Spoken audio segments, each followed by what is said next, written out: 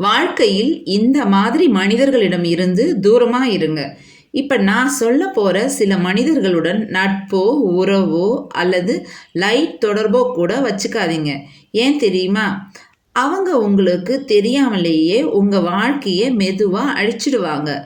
எப்போதும் என் வாழ்க்கை பிரச்சனை தான், துன்பந்தான் அப்படின்னு சொல்லிக்கிட்டே இருக்கிறவங்க.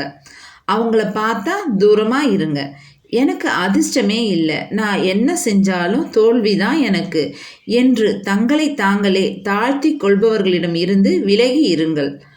எப்போதும் பிறரை பற்றி பின்னால தப்பு தப்பா பேசுறவங்க, அவன் கெட்டவன், அவன் மோசமானவன் அப்படின்னு சொல்றவங்க, இவங்களும் ஆபத்தானவங்க தான். நான் மட்டும்தான் நல்லவன், இந்த உலகமே எனக்கு எதிரி என புலம்புறவங்க, இவங்க கிட்ட இருந்து தூரம் தேவை. எந்த வேலையையும் முயற்சி செய்யாமல் இது கஷ்டம், இது நம்மால் முடியாது, இதை செஞ்சால் லாஸ்டில் தான் மாட்டிப்போம் என புலம்புறவங்க, இவங்களும் உங்களோட வளர்ச்சியை தடுக்கக்கூடியவங்க தான். ஒரு முக்கியமான விஷயம் என்னென்னா, இவங்களை வெறுக்கணும்னு அவசியம் கிடையாது. ஆனால் அவங்களோட ஆழமான நட்போ உறவோ வச்சுக்காமல் இருந்தாலே போதும். ஏன்னு கேட்டிங்கன்னா, நெகட்டிவ் எண்ணங்கள் ஒரு வைரஸ் மாதிரி, அது பரவும். அவர்களோட நீண்ட நேரம் நீங்கள் இருந்தீங்கன்னா அவங்களோட எண்ணங்கள் உங்களையும் பாதிக்கும். அதே சமயம் பாசிட்டிவ் மனநிலை கொண்டவர்களோட நீங்கள் இருந்தால் உங்கள் வளர்ச்சி வேகமாகும்.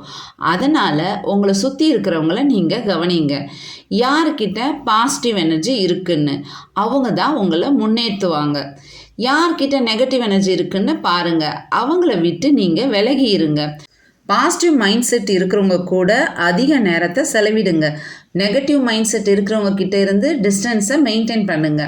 நினைவில் வையுங்க, நீங்கள் யாரோட இருக்கீங்களோ நீங்களும் அவங்கள போலவே மாறிடுவீங்க. இப்போவே ஒரு நிமிஷம் ஒதுக்குங்க. உங்கள் வாழ்க்கையில் இப்படிப்பட்ட நெகட்டிவ் எண்ணம் கொண்ட மனிதர்கள் யாருன்னு கண்டுபிடிங்க.